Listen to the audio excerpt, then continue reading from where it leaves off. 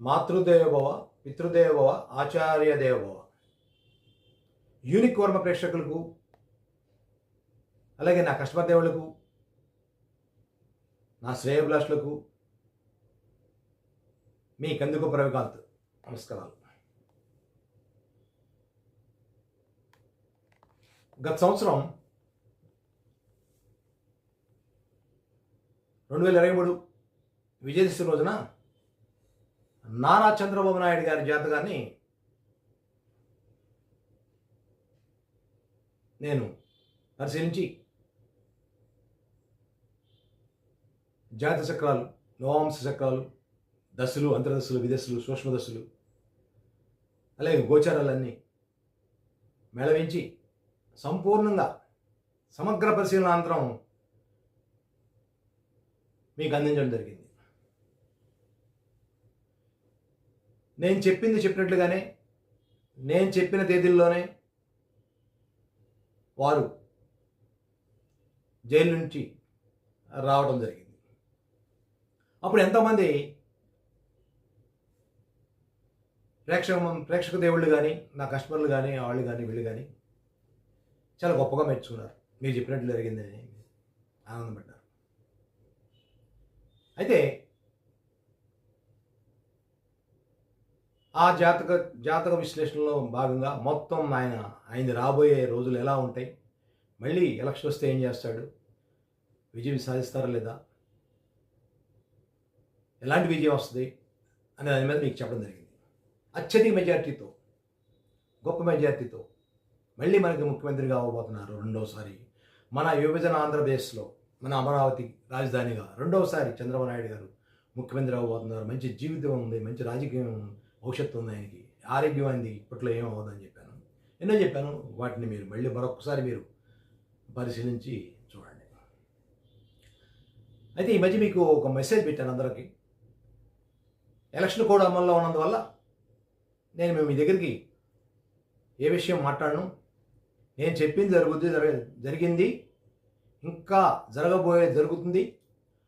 వారు వస్తారు, అత్యధిక మెజారిటీతో గెలుస్తారు అని నేను చెప్పడం జరిగింది. ఎలక్షన్ న్యూస్ రిజల్ట్స్ వచ్చిన తర్వాత మళ్ళీ మీ ముందుకు వస్తానని మాట చెప్పడం జరిగింది. ఇప్పుడు నేను చెప్పిన రీతిగానే ఇప్పుడు మీ ముందుకు వచ్చాను. నేను చెప్పింది అక్షర సత్యంగా ప్రతిదీ జరిగింది, జరగబోతుంది. అయితే ఏ విద్యాగర్వంతోనో,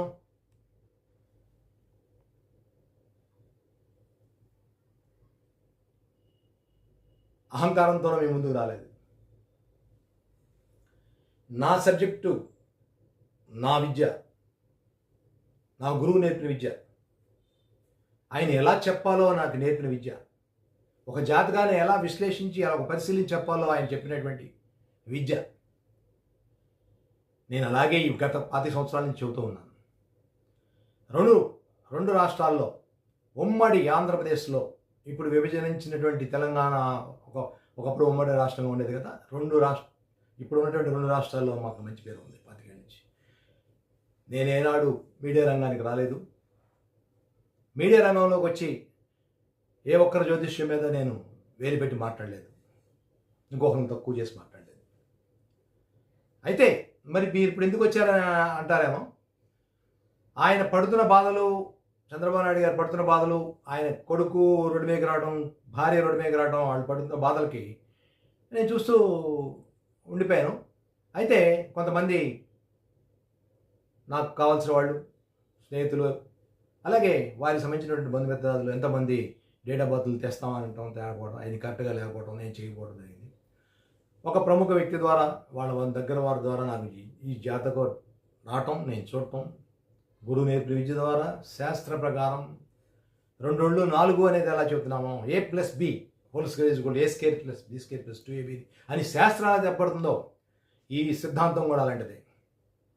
జాతకం అనేది చెప్పేవాడి సిద్ధాంతం అనేవాడు ఎలా ఉండాలంటే భవిష్యత్ దర్శిని అనేది చూపించాలి. రేపు ఏం జరుగుతుందో ఏ సిద్ధాంతికి ఎవరికి తెలియదు. తన జాతకం మార్చలేడు ఏ సిద్ధాంతి తన రేపు జరగబోయేదాన్ని. అయితే ముందుగా తెలుసుకోగలుగుతాడు. ఎవరి జాతకానైనా రేపటి జరగబోయేది మనం ముందుగా వ్రాసి చెబుతాం మేము విశ్లేషించి. అంతేగాని మేము సిద్ధాంతులైన వాళ్ళం జాతకాన్ని మార్చలేము. భవిష్యత్ దర్శిని చెప్పేవాడే సిద్ధాంతి. అంటే దేవుడు కాదు సుమా మేమని. డేట్ ఆఫ్ బర్త్, టైం, సమయం అన్నీ కరెక్ట్గా ఉంటే జాతకాన్ని చెబుతాం రేపన్నది. ఒక టార్చ్ లైట్ వేసి చూపిస్తాం.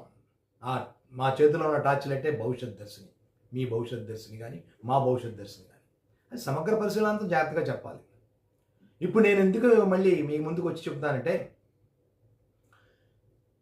ఎంతోమంది రాజకీయ విశ్లేషకులు, అలాగే సిద్ధాంతులు, నాకు తెలిసి సిద్ధాంతులు సుమారుగా 100 పైన సిద్ధాంతులు, రాజకీయ విశ్లేషకులు, అలాగే సర్వేలు నిర్వర్తించే వ్యక్తులు, పెద్ద పెద్ద రాజకీయ ఉద్దండులు, చంద్రబాబు నాయుడు గారు అతి ఘోరంగా ఓడిపోతున్నారు, పవన్ కళ్యాణ్ అతి ఘోరంగా ఓడిపోతున్నారు, లోకేష్ గారు అతి ఘోరంగా ఓడిపోతున్నారు. ఇదే మాట ఎందుకు చెప్పారు, ఎందుకు చెబుతున్నారు అనేసి నేను చూసి చాలా బాధపడ్డాను. నేను ఆ పార్టీకి చెందినవాడిని కాదు, ఏ పార్టీకి చెందినవాడిని కాదు. సబ్జెక్ట్ వీళ్ళు ఎందుకు సబ్జెక్ట్ని కరెక్ట్గా చెప్పట్లేదు అనేది నాకు బాధ అనిపించింది. ఎందుకు మీరు వీళ్ళందరూ ఇలా మాట్లాడుతున్నారని బాధ కలిగింది. ప్రలోభాలక ఇవాళ ప్రలోభాలకు పోతే రేపు మీ భవిష్యత్తు ఏంటి? మళ్ళీ రేపు మీడియా ముందుకు వచ్చి మళ్ళీ గర్వంగా సగర్వంగా మాట్లాడగలుగుతారా? ఇది కరెక్టేనా? విజ్ఞులు పెద్దలు మీరందరూ. నేను మీతో పాటు 5 సంవత్సరాల నుంచి ఉన్నాను. ఏనాడు నేను ఈ 25 సంవత్సరాలుగా ఎన్నో జాతకాలు చెప్పటం,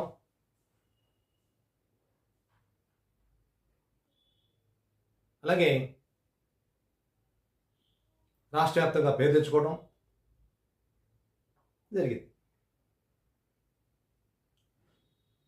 అయితే ఇప్పుడు ఈ సిద్ధాంతులు, ఈ విశ్లేషకులు, ఈ సర్వే రిపోర్టర్సు ఇలా మాట్లాడారని బాధపడ్డానని చెప్పాను కదా.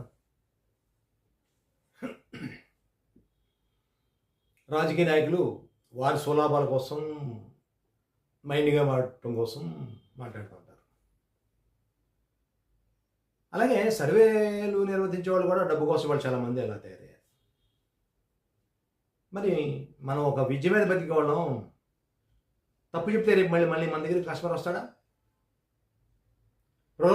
ప్రలోభాలకి లొంగితే మళ్ళీ రేపు మీరు మీడియాలో కొనసాగింపు ఉంటుందా? 10 మందితో వెళ్ళి చూపించుకోవడం జరిగింది తప్ప మీ ప్రజ్ఞని బయట పెట్టుకోగలిగారా? ఈ చెప్పిన వాళ్ళు 100 మంది సబ్జెక్ట్ లేక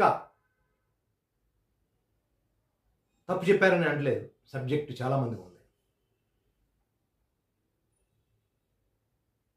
ఏదో మీడియాలో కూర్చోబెట్టి 4 మాటలు మాట్లాడించి కెమెరా ముందు కూర్చోబెట్టుకుని ఆహా ఓహో అనగానే ఇదేదో మీరు ఏదో అనుకుని చాలా వరకు ప్రలోభాలకు లొంగి మీరు చాలా పొరపాటు చేశారు, తప్పు చేశారు. దానికి నేను ఎంతో బాధపడుతున్నాను. ఇలా అన్నందుకు మీరేమనుకోవద్దు, నేను క్షమించండి. విద్య ఎవరు దొంగిలించలేదంటారు. కరెక్టే. తన విద్యను ఎవరిని దొంగిలించలేరు. గురు నేర్పిన విద్య, గురుదహ నేర్పిన విద్య, సరైన విద్య మంచి మార్గంలో నడుస్తుంది. విద్యని ఎవరు దొంగిలించలేరు. కానీ ఆ విద్యని ఇలా బజార్లో పడేయటం వల్ల జ్యోతిష్ శాస్త్రవేత్త, జ్యోతిష్ సిద్ధాంతి అనేవాడికి విలువ లేకుండా పోయింది. మీడియా వచ్చిన 15-20 సంవత్సరాల నుంచి ఇదే తంతు నడుస్తుంది, చూస్తున్నాం. 2 సిద్ధాంతులు మాట్లాడుకుంటే మూడోవాడు ఎవరి మధ్యలో నమ్మకము లేని వ్యక్తులు వచ్చి మాట్లాడతారు. వాళ్ళు ఏదేదో మాట్లాడతారు, మాటలకు తల ఉంచుకుంటారు. నా తప్పేని మళ్ళీ వెళ్ళిపోతారు. మీడియా షూటింగ్ జరుగుతున్న షూటింగ్ మధ్యలోంచి వెళ్ళిపోతారు. ఇలా వెళ్ళిపోయి అవమానాల పాల్పడి మళ్ళీ వస్తారు. వాళ్ళెవరో కాదు, వేణుస్వామి గారు ఇలా చాలా సందర్భాలు జరిగింది. తానేదో దైవాంశంబుధుడు అన్నట్టుగా ఫలానా సుబ్బారావు ఇలా అయిపోతున్నాడు, ఫలానా రామారావు ఇలా అయిపోతున్నాడు. ఈ పేరు బలంగా చెప్పటం ఏంటండి బాబు? మీరు రాశి ప్రకారం చెప్పడం ఏంటండి బాబు? కోటాను కోట్ల మంది రాశి ప్రకారం ఉంటారు. వాళ్ళ డేట్ ఆఫ్ బర్త్ టైము చూడాలనేది తెలుసు కదా మీకు? ఆ సబ్జెక్ట్ ఒకటి ఉందని మీకు తెలుసు కదా? అన్నీ ఉండాలని తెలుసు కదా? రామారావు అనే పేరుంటే అటు తులారాశి అని చెప్పేసి తులారాశి వాడికి ఏదో ఉందని చెప్పేసి సరిపోయిందా? కుంభరాశి వారు ఏదో ఉంటే కుంభరాశి వారు ఏదో ఉంటే సరిపోయిందా? నాగేశ్వరరావు ఉచ్చురాశి అని పేరు బలంగా నాగేశ్వరరావు జాతకం బాగుందని చెప్పడానికి మీకు సరిపోయిందా? మీ అందరూ ఏమన్నా దైవం సముద్రులా? పేరు బలంగా చెప్పటండి. ఎంత సబ్జెక్ట్ ఎంత లోతులో ఉన్నాయి. ఇది నేను చాలా చింతిస్తున్నాను. అలాగే తెలంగాణ ముఖ్యమంత్రి మాజీ ముఖ్యమంత్రి మాన్యశ్రీ కేసీఆర్ జాతకం గురించి చెప్తూ అది కర్కాటక రాశి, అలాగే చంద్రబాబు నాయుడు గారు కూడా కర్కాటక రాశి, ఇద్దరికి అష్టమ శని నడుస్తుంది అని చెప్పారు. అష్టమ శని అయినా అర్ధాష్టమ శని అయినా ఏళ్ళనాటి శని అయినా బాధలు పెడతానే మాట అందరికీ తెలుసు. మీ అందరికీ మీకు తెలిసిన విషయమే. నారా చంద్రబాబు నాయుడు జాతకం ప్రస్తుతం వారు ఏళ్ళనాటి శనిలో ఉన్నారు. మరి ఏమైపోయాడైనా? ఏళ్ళనాటి శని యోగాన్ని ఇచ్చింది ఆయనకి, దశ యోగించింది. దశని పరిశీలించాలి. రాహు ఎక్కడో చూడాలి. రాహు రాజస్థాన్ ఉన్నాడు. రాహు దశ నడుస్తుంది, ఏళ్ళనాటి శని నడుస్తుంది. అయితే ఏళ్ళనాటి శని మిత్రస్థానంలో జాతక చక్రంలో పంచమ స్థానంలో మిత్ర స్థానంలో కూర్చున్నాడు శని భగవానుడు. అలాగే యోగాలు ఎన్నో ఉన్నాయి చెప్పాను నేను. ఆయన ఒక్కటి చూడాల. కొడుకు జాతకం కూడా పరిశీలించాను. కొడుకు జాతకంలో కర్మయోగం ఉందా, ఇంకేమైనా యోగం ఉందా, కొడుకు జాతకం ఎలా ఉంది, మైనస్గా ఉందా చూశాను. కొడుకు జాతకం కూడా బాగుంది. ఇద్దరిది పరిశీలించి ఇన్ని పరిశీలించగా ఇది మళ్ళీ ఇలా ఎందుకు బాధపడుతున్నారు అనేది కూడా చూసి దాన్ని కూడా మీకు తండ్రి కొడుకుల జాతకాన్ని కూడా మీకు విశ్లేషించి చూసి చెప్పడం జరిగింది. అరగంట పైగా. ఎవరన్నా ఇప్పుడు ఈ 100 సిద్ధాంతులు ఎవరన్నా ఇలా చెప్పడం జరిగిందా? చెప్పాలి అంటే ఒకటి జాతకం చెప్పాలంటే ఎలా చెప్పాలి, అది చెప్పాలనే విషయం కూడా మీకు తెలుసు. ఏదో ఒక స్టేజ్లోనో మనకేదో వచ్చేస్తుంది, మనకేదో మన ప్రలోభాలను తీరిపోతాయి, మన ప్రలోభాలను వాళ్ళ దగ్గర వ్యక్తపరిస్తే ఇలాగే వెళ్ళిపోతే చాలు. సిద్ధాంతనే ఒక బ్రాండ్ పడిపోయింది కదా, మంచి సిద్ధాంతనే అనేసి లెక్క చేయకుండా విద్యాగర్వంతో అహంకారంతో చేసే పనులు ఇవి. ఆయన ఏమంటాడు వేణుస్వామి గారు? చంద్రబాబు నాయుడు అత్యధిక మెజార్టీతో వచ్చిన తర్వాత నా విద్వత్ ప్రకారం చెప్పాను. నీ విద్వత్ అదే చెప్పిందా? అంత అట్రఫ్లాప్ అని చెప్పిందా? మరి అట్రఫ్లాప్ అవ్వలేదే. అది కాదండి, మీరు బద్దకస్తులైపోయారు. తేలిక మార్గంలో డబ్బులు సంపాదించుకోవడం మొదలెట్టారు. అలాగే మీడియా సంస్థలు కూడా మిమ్మల్ని కూర్చోబెట్టుకుని మీకు కొన్ని మీడియా రంగాల్లో కూర్చోబెట్టుకుని మిమ్మల్ని దేవుళ్ళు చేసినాయి. ఇది కరెక్ట్ కాదు. అలాగే నాకు మంచి వ్యక్తి ఒక ఆయన, నచ్చిన వ్యక్తి ఒక ఆయన, డాక్టర్ జీవీఎల్ శాస్త్రి గారు. ఆయన ఎంతో చక్కగా చెప్తారు జాతకాన్ని. ఆయన కూడా తమాషా ఏంటంటే ఆయన కూడా చాలా విచిత్రంగా మాట్లాడారు. పవన్ కళ్యాణ్ ఇన్ని వేల ఓట్ల మెజార్టీతో ఓడిపోతున్నాడు. చంద్రబాబు నాయుడు గారు కుప్పంలో ఎన్ని వేల ఓట్ల మెజార్టీతో ఓడిపోతున్నాడు. అలాగే లోకేష్ ఇలా ఓడిపోతున్నాడు. అంటే అవి ఆ జర్నలిస్ట్ అవునా అంటే అవును రాసి పెట్టుకోండి, మడిచి పెట్టుకోండి. ఏంటి అదే మాట, బూతు మాట, మడిచి పెట్టుకోవడం ఏంటి? నీ విద్య ఏమైంది? నీ విజ్ఞానం ఏమైంది? నీ విజ్ఞత ఏమైపోయింది? విద్వత్వం ఏమైపోయింది? ఇదేనా మాట్లాడేది? పబ్లిక్లో లక్షలాది మంది చూస్తారండి మిమ్మల్ని. మరలా చెబుతున్నాను, నేను ఏ పార్టీ చెందినవాడు కాదు. నేను నా దగ్గరికి వచ్చిన జాతకాన్ని నేను చెప్పడం జరిగింది. ఆయన బాధల్లో ఉన్నప్పుడు చెప్పడం జరిగింది. రాబోయే రోజుల్లో ఇలా జరుగుద్ది, ఇలా పైకి వస్తాడు మనిషి, చంద్రబాబు పైకి వస్తాడు, గొప్పగా ఉంటుంది, తెలుగుదేశం అంతరించిపోవట్లేదు అని చెప్పడం జరిగింది తప్ప జగన్ రెడ్డి గారు నాకు తక్కువ అని చెప్పట్లా. జగన్మోహన్ రెడ్డి గారి ఆయన మంత్రివర్గంలో ఆయన కోటలో మిత్రులు నాకు చాలామంది ఉన్నారు. మరి వాళ్ళు బాధపడరా? నేనే ఒక్కడ చిన్న జగన్మోహన్ రెడ్డి గారిని కించపరచలా. నేను జాతకం ఇలా ఉందని చెప్పాను. మీరు ఖచ్చితంగా ఇలా మాట్లాడేటువంటి, మడిచి పెట్టుకోండి అటువంటి, ఇది రాసుకోండి మడిచి పెట్టుకోండి అటువంటి అంటే ఎదురుగా కూర్చుని జర్నలిస్టు వీళ్ళే మిమ్మల్ని ప్రశ్నించిన వాడు లోకో మీరు మాట్లాడిన దానికి. అలాగే చూస్తున్న లక్షలాది మంది అమాయక చక్రవర్తుల ఏంటి మీ గర్వం ఏంటి? లేకపోతే మీరే సామ్రాజ్యాధినేతలా లేదా దేవుళ్ళ అంతకన్నా గొప్పవాళ్ళ? అది కరెక్ట్ కాదుగా. సిద్ధాంతి అనే వాళ్ళకి అంత అహంకారం ఉండకూడదు. ప్రభువు దగ్గర ఒదిగి ఉండాలి. ఎవరికి కోపం తెగించకూడదు. ప్రతి కస్టమర్ మనకు ప్రభుత్వ సమానం. ఇది చాలా బాధ. ఒక పక్క నేను చెప్పింది జరిగింది, ఆనంద పడతానే, నా విద్య గెలిచిందని బాధపడుతున్నా తప్ప జగన్మోహన్ రెడ్డి గారు ఓడిపోయారని సంతోషపడలా. నా విద్య గెలిచిందని బాధపడుతున్నాను. అలాగే నారా చంద్రబాబు గారు వచ్చారని సంతోషపడలా. రాజకీయ నాయకులు ఎంతమంది వస్తుంటారు, ఎన్నో జరుగుతూ ఉంటాయి. వాళ్ళ టైం బాగోకపోతే చిన్నోడితో పెద్దోడితో ఇలా తిట్టించుకుంటూ ఉంటారు, ఎన్నో మాటలు పడుతూ ఉంటారు.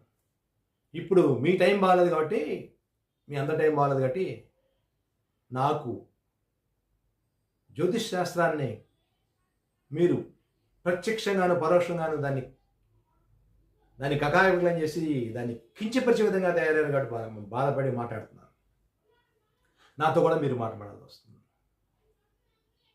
ఇంకొక ముఖ్య విషయం చెప్పి ముగిస్తాను నేను. ఇంకా తెల్లారితే ఎన్నికల ఓట్ల లెక్కింపు కార్యక్రమం మొదలవుద్ది, ఫలితాలు వస్తాయని తరుణంలో ఇవాళ మధ్యాహ్నం స్వామి పరిపూర్ణనాథ స్వామి గారు, జగద్గురు పరిపూర్ణనాథ స్వామి గారు, ఆయన అంటే నాకు చాలా ఇష్టం, సద్గురువులు. వారు కూడా ఒక సమావేశం ఏర్పాటు చేసి, వీడియో సమావేశం, ఆ సమావేశంలో ఏదో ఆయన చెప్పే జ్ఞానబోధలాగా ఆయనకు ఉన్న భుజమైన కండువాన్ని సవరించుకుంటూ చాలా గొప్పగా కూర్చుని, నా దగ్గరికి తరచూ ఒక ఆయన వస్తూ ఉంటాడు, ఆయనతో నేను మాట్లాడుతూ ఉంటాను. ఆయన ఎప్పుడు ఇలా చెబుతూ ఉంటాడు, మేము చాలామందిని పరిశీలిస్తూ ఉంటాం. ఆయన తీసుకొచ్చిన విషయం ప్రకారం, మేమిద్దరం మాట్లాడుకున్న విషయం ప్రకారం, గదిలో మాట్లాడుకున్న విషయం ప్రకారం చంద్రబాబు నాయుడు గారు ఓడిపోతున్నాడు, అత్యధికంగా ఘోరం మెజార్టీతో ఓడిపోతున్నాడు, మెజార్టీతో అవతల వాళ్ళు గెలుస్తున్నారు అని అది కించిత్ బాధ కలిగింది. మా గురువు గారు కూడా ఇలా మాట్లాడుతున్నాడు ఏంటని. ఏమిటో ఇలా వచ్చి మాట్లాడుతున్నాను వాళ్ళు. నేను తప్పైతే నన్ను క్షమించండి, ఏమనుకోవద్దు. ఎప్పటికైనా మించిపోయింది లేదు. మంచి మార్గాన్ని నడవండి మీరందరూ దయచేసి. జ్యోతిష్ శాస్త్రాన్ని ఉన్నత శిఖరాలు తీసుకురండి, ఉన్నతంలో నిలబెట్టండి. ఇది ఋషి సంస్కృతి, వేద సంస్కృతి.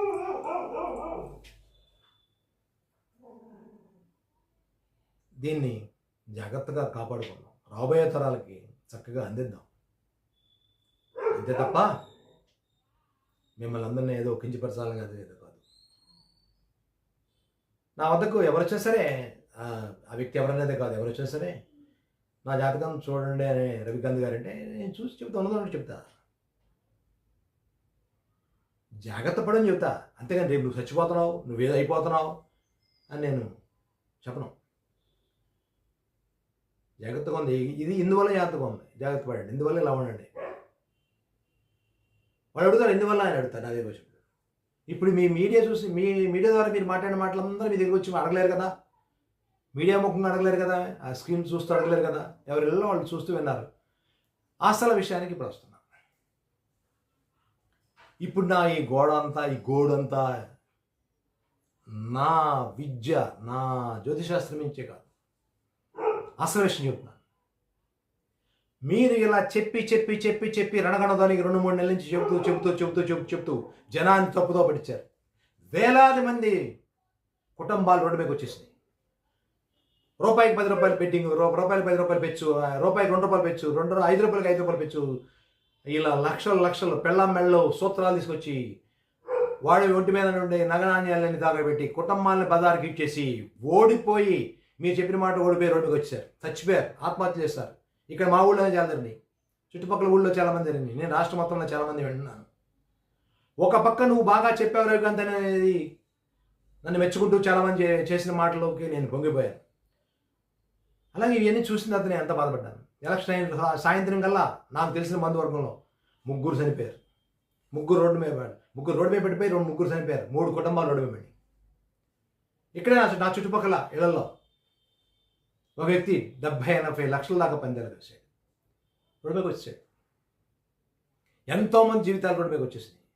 దీనికి కారణం ఎవరు? మీరే, ముమ్మాటికి మీరే. వాళ్ళ జీవితాలు వెనక్కి తీసుకురాగలరా? వాళ్ళ కుటుంబాన్ని నిలబెట్టగలరా? లేదా వెళ్ళి మీరు ఓదార్పు యాత్రగా వెళ్ళిపోయి మీరందరూ వాళ్ళ కుటుంబాన్ని ఆదరించగలరా? ఇది తప్పు. సబ్జెక్టు తెలుసు మీకు చాలా వరకు. సబ్జెక్టు ఉన్నట్టుగా చెప్పండి. విద్యను నాశనం చేయొద్దు, మన హిందూ సాంప్రదాయాన్ని నాశనం చేయొద్దు, మన గొప్పతనాన్ని, మన విద్యని దేశ విదేశాలకి చాటి చెప్పండి. అక్కడ పాటిస్తున్నారు.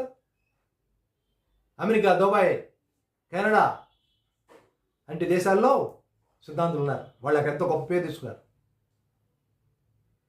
అమెరికన్ పార్లమెంట్లో మన పండితుల వేదం చదివిందైతే అక్కడ ప్రమాణ స్వీకారం కానీ కొన్ని పూజలు పునస్కారం కానీ చేస్తున్నారు.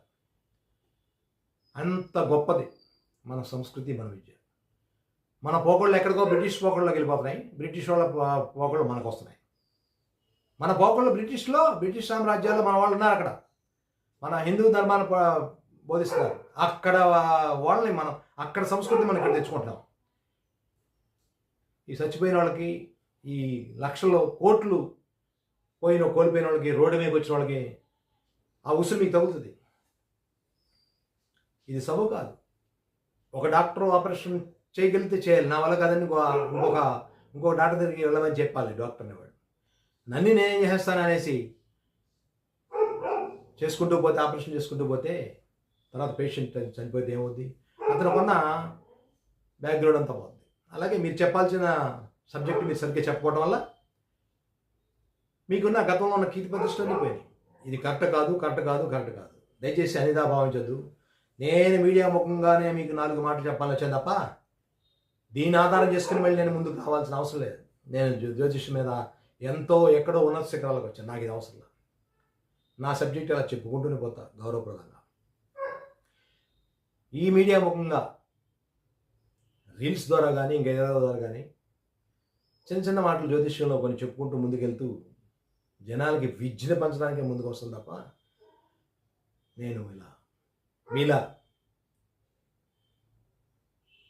అస్పష్టతతో కూడిన మాటలతో స్పష్టత లేని విధంగా నేను ఎప్పుడు తప్పుడు అడుగు వేయను. నమస్కారం. తప్పులుంటే క్షమించండి.